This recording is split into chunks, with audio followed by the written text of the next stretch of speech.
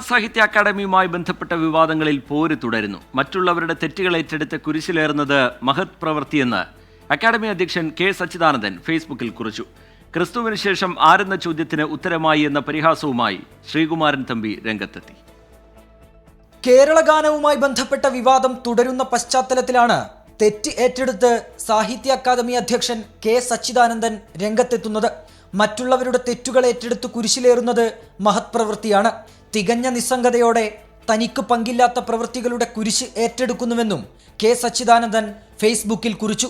സച്ചിദാനന്ദന്റെ പ്രസ്താവനയെ പരിഹസിച്ച് ശ്രീകുമാരൻ തമ്പിയുടെ ഫേസ്ബുക്ക് കുറിപ്പ് ഉടനെത്തി.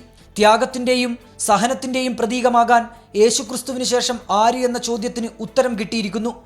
തന്നെ പാട്ടുകാരനെന്ന് വിശേഷിപ്പിച്ച സച്ചിദാനന്ദനോട് എഴുത്തച്ഛനും പാട്ടുകാരനായിരുന്നുവെന്ന് ശ്രീകുമാരൻ തമ്പി ഓർമ്മിപ്പിച്ചു. കേരള ഗാനത്തിനായി തന്നെ സമീപിച്ചുവെന്നും പിന്നീട് ഒഴിവാക്കിയെന്നുമുള്ള ശ്രീകുമാരൻ തമ്പിയുടെ വെളിപ്പെടുത്തലായിരുന്നു വിവാദങ്ങൾക്ക് വഴിവെച്ചത്. 24 കോഴിക്കോട്.